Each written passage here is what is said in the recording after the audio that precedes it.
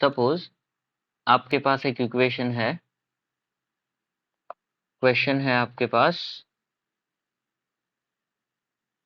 Cr2O7 2 minus aqueous plus SO3 2 minus will give Cr3 plus SO4 2 minus। ये reaction आपकी acidic medium में हो रही है। पहले तो इतना, रिएक्शन किस में हो रही है? ये H प्लस एसिडिक मीडियम में हो रही है और इसे बैलेंस करना है, ऐसा क्वेश्चन दिया है। Balance the following equation which is happening in acidic medium. अब क्या होगा? तो फर्स्ट आपका सबसे पहला स्टेप रहेगा, इस इक्वेशन को आपको ऑक्सीडेशन नंबर निकालना है। हर एक you have to find oxidation number of each element. सारे एलिमेंट को इसमें तो अब ये तो लिख ही सकते हो आप, ऑक्सीडेशन नंबर में तो कोई गलती नहीं होगी ना। Okay, just a minute.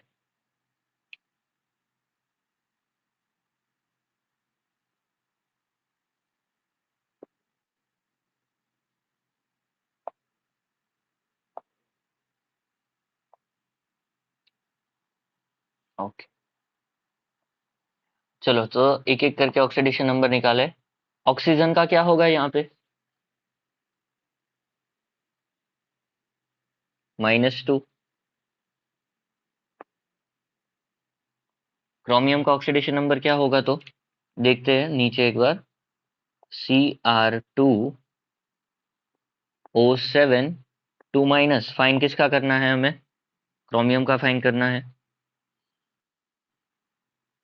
So 2Cr plus 7 oxygen is equal to -2। 2 chromium का फाइन करना है तो X प्लस 7 ऑक्सीजन -2 होगा इज इक्वल टू -2। अब ये क्या हो जाएगा? -14 होगा। -14 इस साइड गया, +14 होगा। 2x is equal to -2 plus 14 +12 होगा। सो x इज इक्वल टू 12/2 मतलब +6 हो जाएगा। तो इसका ऑक्सीडेशन नंबर क्या होगा? +6। ऑक्सीजन का अगेन -2, 3 2 ज़ा 6, 6 होगा ना? हाँ, तो 6 उस साइड गया, +6 हो जाएगा। देखते हैं फिर भी एक बार। SO3 2 माइनस, सल्फर का ढूंढना है। सल्फर +3, ऑक्सीजन के लिए -2 इज इक्वल टू -2। यहाँ पे -2 क्यों लिख रहे हैं? बिकॉज ऑफ चार्ज आयन का -2 है ऊपर। -2 -6 होगा ये, 2 इंटू -3, -6 उस साइड गया तो +6। तो सल्फर इज इक्वल टू -2 + 6, ये क्या होगा? +4। तो सल्फर का ऑक्सीडेशन नंबर आपको इधर क्या मिलेगा? +4। क्रोमियम का तो सीधा मिल गया यहाँ पे, +3, इधर इसका -2, और सल्फेट में सल्फर किस फॉर्म में होगा? +6 में। चलो अब ये बताओ कि किसका ऑक्सीडेशन नंबर इंक्रीज हुआ?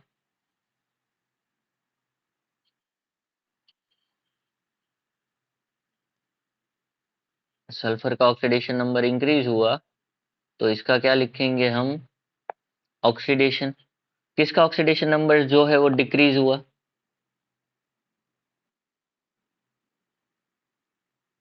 तो इसके लिए क्या लिखेंगे हम? रिडक्शन। इतना समझ गए? तो आपका स्टेप फर्स्ट होगा, write oxidation number of each element in equation. तो फर्स्ट स्टेप आपका क्या हो गया? Write oxidation number of each element. तो स्टेप फर्स्ट आपका होगा, write oxidation number of each element. फिर step 2, balance oxidise and reducing atom. Balance oxidise and reducing atom. अब ऑक्सीडाइज होने वाला एटम कौन सा है हमारे पास? कौन सा है?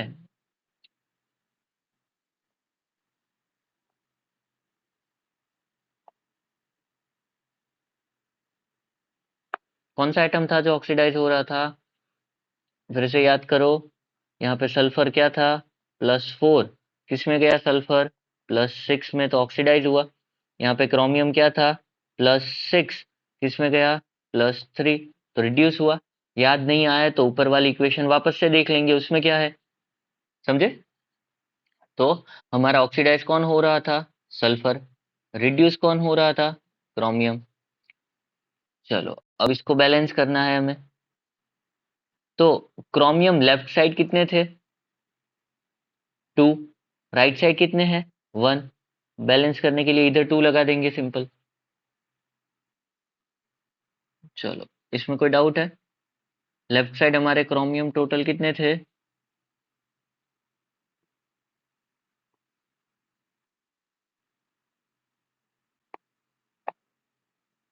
लेफ्ट साइड क्रोमियम 2 थे ना, 2Cr। यहाँ पे कितने हैं? 1। बैलेंस करने के लिए 2 लगा दो। लेफ्ट साइड सल्फर कितने हैं? 1। राइट साइड भी कितने हैं? 1, तो ये ऑलरेडी बैलेंस है। तो सेकंड स्टेप यहाँ पे कर। हाँ, now after balancing the atom of oxidation and reduction, we are heading towards the balancing of electron in oxidation or reduction reaction. तो थर्ड स्टेप आपका क्या होगा? Balancing of electron. Third step क्या होगा?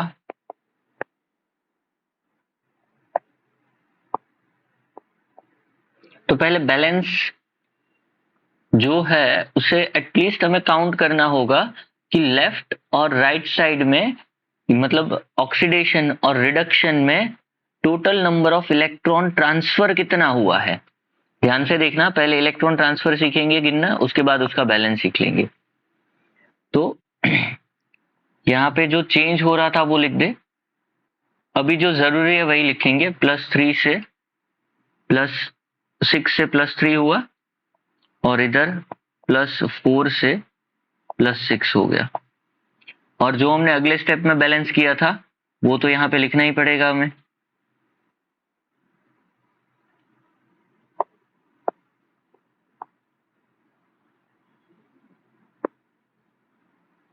टू, इतना था हमने अगले स्टेप में जो बैलेंस किया वो। अब देखो, टोटल ऑक्सीडेशन में +4 में से कितना हुआ? +6, तो कितना इलेक्ट्रॉन ट्रांसफर हुआ? 2 इलेक्ट्रॉन का ट्रांसफर आया, वेरी गुड। रिडक्शन में क्या हुआ? +6 टू +3 गया, मतलब ट्रांसफर कितना हुआ? 3 इलेक्ट्रॉन। बट 3 इलेक्ट्रॉन कितने एटम में ट्रांसफर हो रहे हैं? ये तो हमने एक एटम का लिखा, जो +6 चार्ज है वो तो एक एटम का था, तो +6 टू +3 मूव हुआ, बट 2 टाइम मूव हुआ, तो total number of electron transfer कितना हुआ? 6। समझे? ये 2 क्यों लिखा हमने? नंबर ऑफ एटम है ये, कि 2 टाइम्स +6 में से +3 हुआ, तो टोटल ट्रांसफर कितना हुआ? 6 electron. Now we have to balance these two. ऑक्सीडेशन में कितना है? 2 इलेक्ट्रॉन। वाइल रिडक्शन में कितना है? 6 इलेक्ट्रॉन। तो सिंपली बैलेंस करने के लिए हम क्या करेंगे? किसको मल्टीप्लाई करेंगे किससे? एलसीएम लेना है और कुछ नहीं। तो इसका एलसीएम क्या होगा? इसको 3 से मल्टीप्लाई कर दो। 6 इलेक्ट्रॉन हो गया कि नहीं? हो गया। तो ऑक्सीडेशन इक्वेशन को आपको कितने से मल्टीप्लाई करना पड़ेगा? 3 से। समझे? इसमें कोई डाउट? फर्स्ट हमने क्या किया, ऑक्सीडाइजिंग और रिड्यूसिंग एलिमेंट को बैलेंस किया। फिर सेकंड हमने क्या किया, उसके बाद इलेक्ट्रॉन काउंट किए, इलेक्ट्रॉन काउंट करने के बाद बैलेंस किया। ट्रांसफर ऑफ इलेक्ट्रॉन कितना था, काउंट करने के बाद बैलेंस कर दिया। नाउ फोर्थ स्टेप हमारा, स्टेप नंबर 4, वो होगा अब चार्ज बैलेंस करना है हमें। क्या बैलेंस करना है? चार्ज। चार्ज को बैलेंस कैसे करेंगे पता है? रिएक्शन का मीडियम देख के। अगर कोई रिएक्शन एसिडिक मीडियम में हो रही है तो उसको चार्ज बैलेंस करने के लिए हम यूज करेंगे वहां पे H+ को, और अगर कोई रिएक्शन बेसिक मीडियम में हो रही है तो उसका चार्ज बैलेंस करने के लिए हम वहां पे OH- का यूज करेंगे। तो पहले हमें इसका रिएक्शन का मीडियम पता होना चाहिए। तो इसका मीडियम क्या है, क्वेश्चन में ही हमें दिया था किस मीडियम में रिएक्शन हो रही है, एसिडिक मीडियम में। तो चार्ज बैलेंस करने के लिए हम किसका यूज करेंगे, H+ का यूज होगा। तो बैलेंस करने के लिए हमें लेफ्ट और राइट साइड का चार्ज पहले फाइंड करना होगा। Balance charge on left and right side by using H+ in acidic medium and OH- in basic medium। समझे? H+ आप किस में, एसिडिक में H+ और बेसिक में OH- का यूज करोगे। अब वापस से जो लास्ट स्टेप में हमने रिएक्शन को बैलेंस किया था वो लिखना पड़ेगा आपको। हमने कितना बैलेंस किया था अभी तक? तो अभी तक हमने यहाँ पे इसके आगे 2 लगाया था और यहाँ पे 3 लगाया था। तो ये हमारी लास्ट स्टेप की बैलेंस रिएक्शन थी। अब चार्ज काउंट करते हैं लेफ्ट साइड और राइट साइड। तो लेफ्ट हैंड साइड देखो, ये कितना है, कोई इसके आगे कोएफिशिएंट नहीं है, मतलब ये 1 होगा ना। इस पूरे का चार्ज कितना है, कंप्लीट इसका चार्ज कितना है टोटल, -2 इज इक्वल टू इसका कंप्लीट चार्ज। पहले देखो एक सल्फेट आयन का चार्ज कितना है, SO3 2- है। ऐसे total number of sulphate ion कितने हैं, 3 है।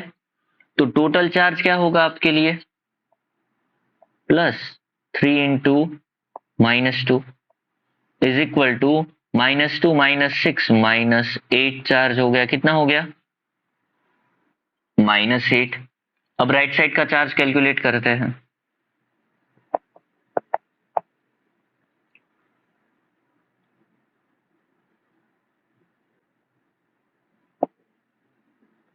चलो, क्रोमियम आयन का चार्ज कितना है यहाँ पे, Cr का +3 है।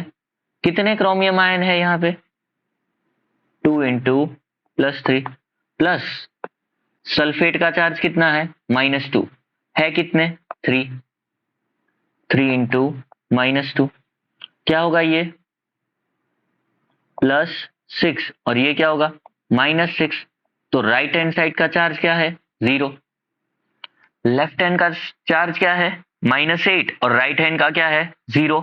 हमें बैलेंस करना है, किससे बैलेंस करेंगे, थ्रू H+। तो देखो लेफ्ट हैंड और राइट हैंड साइड डिफरेंस कितना है, 8 का डिफरेंस है ना। टोटल कितना डिफरेंस है, 8। तो हमें क्या यूज करना पड़ेगा, वी आर यूजिंग 8H+। कितने H+ यूज करेंगे, 8। अब देखो अगर मैंने, आपको ऐसा लग रहा है कि यहाँ पे -8 है यहाँ पे 0 है, तो चार्ज बैलेंस करने के लिए 0 वाली साइड 8 लगा दो। तो अगर गलती से हमने right hand side 8H plus add किया, कहां पे ऐड किया? राइट हैंड साइड, तो फिर चार्ज क्या बनेगा? तो चार्ज क्या बनेगा? 0 था प्लस 8, तो क्या हो गया? 8। तो ये बैलेंस होगा कि इम्बैलेंस होगा? इम्बैलेंस होगा ना। तो हमें बैलेंस करने के लिए राइट साइड नहीं ऐड करना, हमें कहां ऐड करना पड़ेगा? Left side. तो -8 चार्ज था, हमने क्या ऐड किया? 8H प्लस ऐड किया, तो -8 ऑलरेडी था, +8 ऐड हुआ, टोटल नंबर ऑफ चार्ज क्या हो गया? 0। समझे? तो यूज कितने करने हैं वो डिफरेंस से पता चलेगा। यूज कितने करने हैं वो डिफरेंस से पता चलेगा। पर लेफ्ट साइड यूज करना है या राइट साइड, वो सोच समझ के यूज करना, इसमें ज्यादातर स्टूडेंट गलती करते हैं। क्लियर? सो हम 8H प्लस कहां पे ऐड कर देंगे? लेफ्ट साइड ऐड कर देंगे। ओके, अब फाइनल इक्वेशन फिर से। टोटल हमने अभी तक क्या किया? यहाँ पे 2 हुआ था, इधर दोनों साइड 3 था, और अभी जस्ट लेफ्ट साइड पे हमने क्या ऐड कर दिया चार्ज बैलेंस करने के लिए? 8H plus. ये कंफ्यूज कर रहा है, समझे? ओके, अब लास्ट और फाइनल स्टेप होगा हमारा ये जो हाइड्रोजन और ऑक्सीजन है उसे बैलेंस करना। ये 4th स्टेप था। 5th स्टेप होगा हमारा balancing of oxygen and hydrogen bye H2O। Hydrogen और ऑक्सीजन का बैलेंस ऑलवेज H2O से होगा, चाहे वो एसिडिक मीडियम हो या तो बेसिक मीडियम हो। Balancing of hydrogen and oxygen by using water molecule H2O। तो इस रिएक्शन में देखो कंप्लीट, लेफ्ट साइड आपको कितने H प्लस दिख रहे हैं? Left side number of hydrogen कितने हैं? Left side total number of hydrogen कितने हैं? 8 है। Right side number of hydrogen कितने हैं? यहाँ पे हाइड्रोजन कितने हैं? 8। और राइट साइड में हाइड्रोजन कितने हैं? 0। तो कितने वाटर मॉलिक्यूल ऐड करूं जिससे ये बैलेंस हो जाए?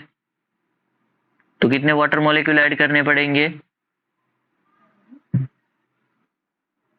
4H2O। कितने यूज करने पड़ेंगे? 4H2। समझे? एक वाटर मॉलिक्यूल में 2 हाइड्रोजन होंगे ना, तो मुझे चाहिए कितने? टोटल 8 हाइड्रोजन चाहिए, तो कितने वाटर मॉलिक्यूल ऐड कर देंगे? 4H2O। तो 8 हाइड्रोजन आ गए। समझे? तो यहाँ पे बैलेंस खत्म हो गया, पर आपका काम अभी भी खत्म नहीं हुआ है। बैलेंसिंग हो गया, बट आपको अभी भी चेक करना पड़ेगा कि इक्वेशन जो आपने किया है वो सही है या गलत है। वो किससे पता चलेगा? आपको 2 चीजें काउंट करनी है। आपको वेरीफाई करना है आपका answer. To verify your answer, तो वेरीफाई करने के लिए आप क्या करेंगे? फर्स्ट एक स्टेप होगा आपके लिए नंबर ऑफ एटम को काउंट करना, लेफ्ट साइड और राइट साइड। अब फर्स्ट वो करते हैं, नंबर ऑफ एटम काउंट कर लेते हैं।